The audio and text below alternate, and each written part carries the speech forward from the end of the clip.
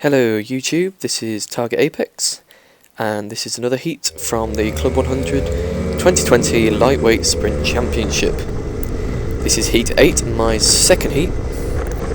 Just exiting the pits, just a couple of little things before we get underway. Please let me know what you think of the new microphone. I was told that the last video was just a little bit muffled, so I've tried out a new one and hopefully this improves that. And secondly, I've called this one Heat 8, I know we called the last one Heat 1, that was because it was my first heat. I'm going to start calling them after the actual heat names. So, although this is my second heat personally, it was Heat 8 of the day. Hopefully that will enable fellow Club 100 racers to find the heats easier if they're looking for them on YouTube. So this is Heat 8 of the day, starting this one in P17. All the Class 3 drivers for the Sprint Series start bunched at the back, probably to keep them out of the way of other more experienced drivers, but also it gives them the opportunity to prove themselves and see how far they can fight their way up through the field if they've got the pace. And the lights go green, get a much better start this time and keep right on the tail of the car in front. Learn from my first heat. Just lose the guy in front of me, but I was able to keep on the bumper of the one next to him and just have a little look down the side, down the inside, just a little slide as I exit the corner, so I didn't manage to get the power on as early as I wanted to, which meant that he got back alongside me. I got a good exit, but he just pushed me wide slightly, well within his right to do that. I wasn't alongside enough for him to have to give me the room, but unfortunately I lost another place and now I'm club last in P18. But as they fight together, I thought, thank you very much, I will have those two places and get the move done. So that puts me into P16, so it's a net gain of one place. There's a spinner there to your right, so that's now P15. One thing to bear in mind when you're racing, karting and in any form of outdoor racing really is, as well as fighting with the person either just in front of you or just behind you, depending if you're defending or attacking, you've just got to bear in mind that there's other people around. You've got to keep in mind the entire picture, because otherwise things like that could happen where someone will get past both of you if you fight too hard, and that's fortunately paid off for me in this particular heat so far. So that's a net gain of 2 places, which I'm very pleased about, because our main goal for this weekend was just to try not to lose any places, and gaining 1 in my first heat and then gaining 2 so far in this one. I was feeling very pleased with this. Driver in front just going a little bit wide, I was able to catch up with him slightly. It is very tricky, that turn 1, although most of the track is dry now, which was very damp on the first heat, but there was a big gap between my first 2 heats, so the track has primarily dried out. Just the inside line at turn 1 takes a long time at Buckmore Park to dry out, so it might have just caught him out slightly there. I'm going through paddock here.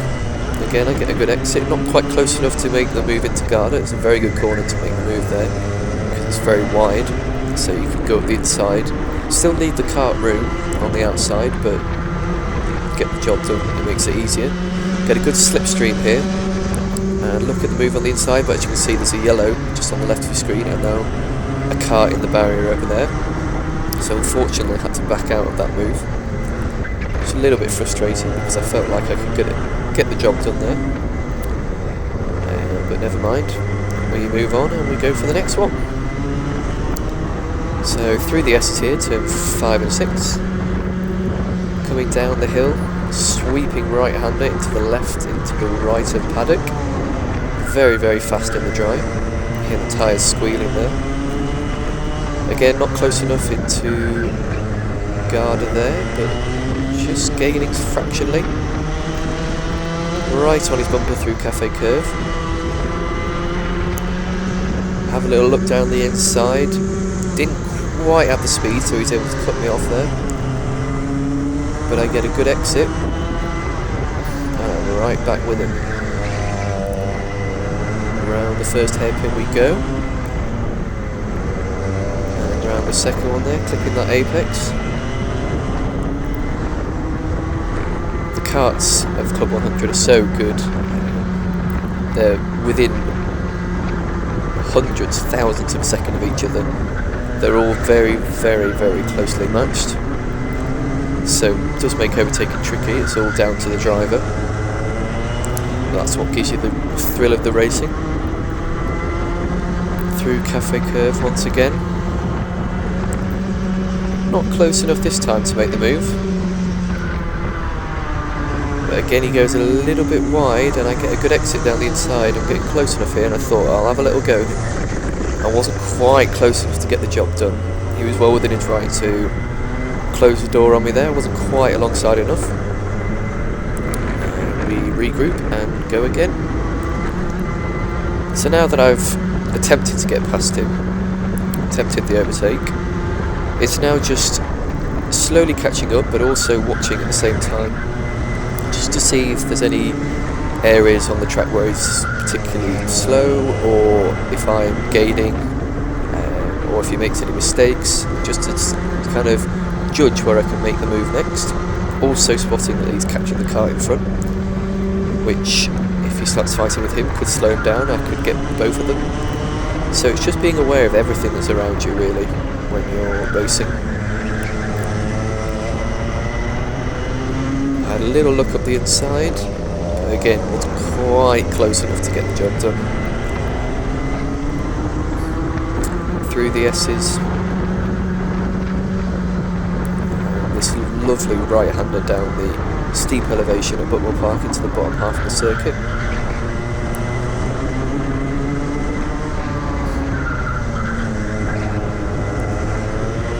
Right back on his bumper again now. So I need to start thinking about where I'm going to get the job done.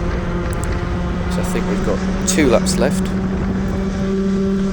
Typically in a 7-minute heat at Buckmore Park you're looking at 8 or 9 laps.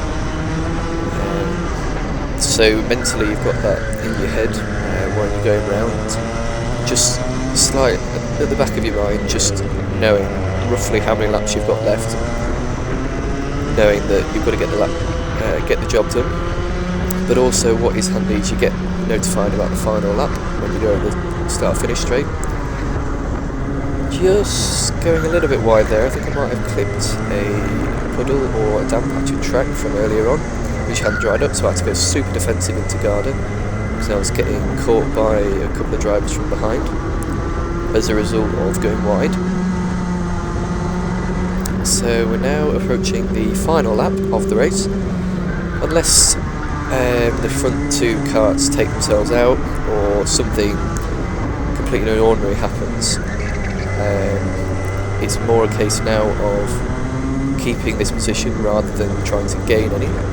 So I'm kind of going half defensive and kind of taking control of the middle of the track, saying to him that I'm not going to go super defensive because you might be able to cut back on me, but at the same time I'm not taking the normal racing line because he could do a lunge down the inside. Coming round Garda for the final time. And up towards Cafe Curve. By this point, as long as you get this corner right, which I have done, there's now no more overtaking opportunities and across the line. So thank you very much for watching my second heat 8 of the Lightweight Sprint Championship, Club 100 2020. Let me know in a comment what you think about the new microphone, like and subscribe, and I'll be posting more videos after the next round.